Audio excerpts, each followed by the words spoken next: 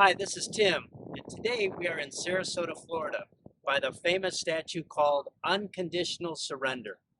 Let's talk a little bit about the history of the statue, some of the controversies around it, and the events leading up to the moment that was captured with the photograph depicted in this statue. Modern culture is tearing down our monuments around the country. And we have to ask ourselves, are they tearing down the monuments because of the fact that it's just a statue, plaster, metal, brass, bronze? Or are they tearing it down because of what the man stood for, the message that he embraced, the movement that he was a part of? But first, before we take a look at the Statue Unconditional Surrender, let's enjoy some of the sights of Sarasota.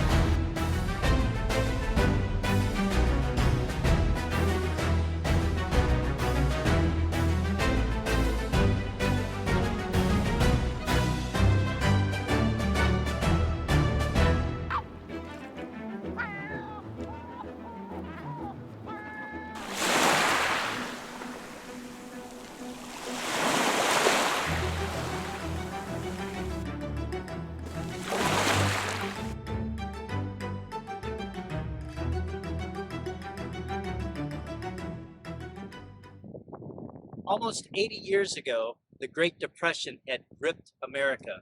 It not only affected us economically, it affected the psyche of a nation, unlike anything that's happened before or almost since. Let's talk a little bit about some of the elements of the Great Depression that led up to World War II. One of the most devastating things of the Great Depression was massive unemployment. With the stock market crash in 1929, within a few short years, over 12% of the American population was unemployed. They were looking for answers that they weren't finding, and eventually they turned to the one man that they thought could help them, President Roosevelt. And he came up with a number of government programs to keep men working and employed. Another one of the devastations of the Great Depression was families lost everything. They lost their savings. They lost their investments. They lost everything they had in the stock market. Some of them lost their will to live. And with losing it all, losing their homes, losing everything, they sought for answers. They went in different directions. And some of the things that they did, they moved west, thinking that the hope would be there. Unfortunately for many of them, moving west didn't solve anything. They ended up in the middle of a dust bowl. They ended up out in California. And in getting to California, there would be signs that would say, if you're migrating, keep moving. There are no jobs here. It was a very discouraging time. And some of the ones who got most discouraged with it, of course, the adults, but the effect that it had on the children. They suffered immensely through the Great Depression.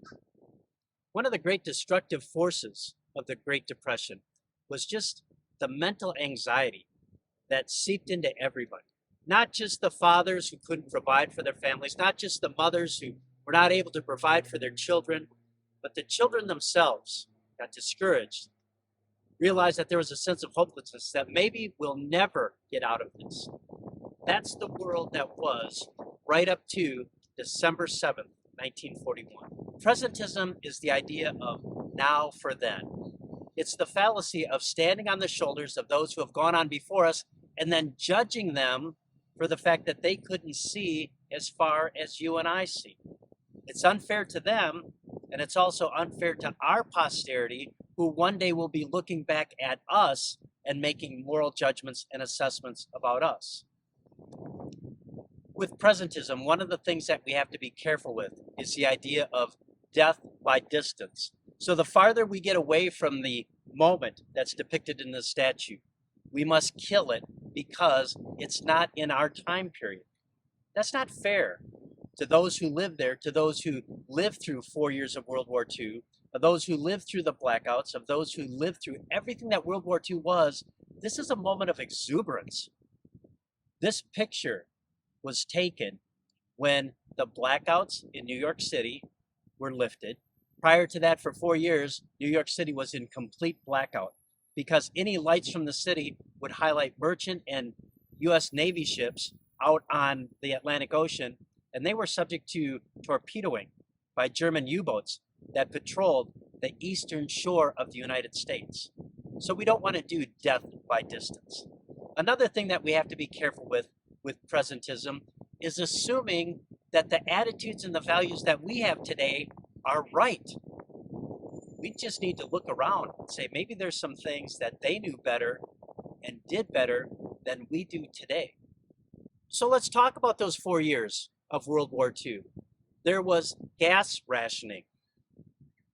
Wives would go to the grocery store and there'd be a sign that would say, no meat this week. And then under it would say, remember Pearl Harbor.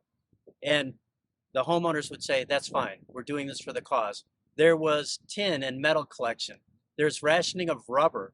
There was all of the hardships of World War II, let alone the Gold Star mothers who would send a son or someone off to battle and they wouldn't return home. There was a tremendous amount of sacrifice on all fronts on this. The home front, the distant front, and there was a lot of just pent-up anxiety. To criticize the World War II generation based on our present standards is working with the fallacy that today we know better than they did. And yet if you stop and you think about it, they won 2 world wars in less than 30 years' time.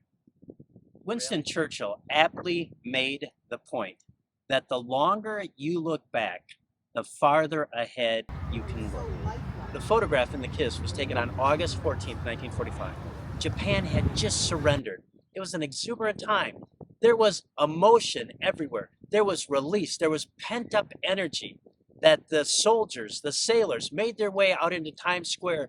There was celebrating. There was music. There was all kinds of just expressions of joy and happiness. This 4 years of the war is over. That's what's depicted in this monument, the kiss. The photograph, the kiss, made it on the cover of Life magazine. It was that famous. And America celebrated this moment. Everybody looked at this moment and said, I get it. I understand it. Wow. The nurse is actually a dental assistant, Greta Zimmer Jorgensen. She heard all the celebrating out in the street and decided to step out to see what was going on. The sailor is 22-year-old George Mendonça of Newport, Rhode Island. He had been in a theater with his girlfriend when they heard all the celebrating going on. They both rushed out to see what was happening, and he was making his way up and down the street. As a matter of fact, in the first photograph that was taken, his girlfriend, who's later going to become his wife, is seen looking at the couple as he gives the nurse Jorgensen the kiss. So today, we have the Me Too movement. Presentism looking back on the past and saying, he shouldn't have done that. The kiss was unprovoked. It was spontaneous, and he saw the nurse, and he gave her a kiss. Today, with the Me Too movement, they're saying this statue needs to come down. Well, just recently, the Secretary of Defense said that the photograph of the kiss that's in the Pentagon is not coming down. The White House press secretary said it's staying up. We shouldn't look back at the past and judge them for not living by the mores that we have today. Because think about this. There's going to be a day when someone in the future looks back at us today and says, they should have known better than to do that. We live in the moment. We make the best decisions that we can with the information that we have. Not yet. Did you know there's actually 2 statues of unconditional surrender? The statue that's here in Sarasota, and then there's also an identical statue in San Diego. So from coast to coast, you can see unconditional surrender, celebrating that moment of VJ Day, August 14th, 1945. There are those who will say, well, I don't like that. History isn't there for us to like. History is there for us to learn from. History is there for us to appreciate and to pass on to the next generation. This is a moment in time. This is an amazing moment in time captured in a photograph. Let's celebrate that. So when you come to Sarasota, you have to eat at Philippi Creek. This place is amazing. Just look at the view that's here.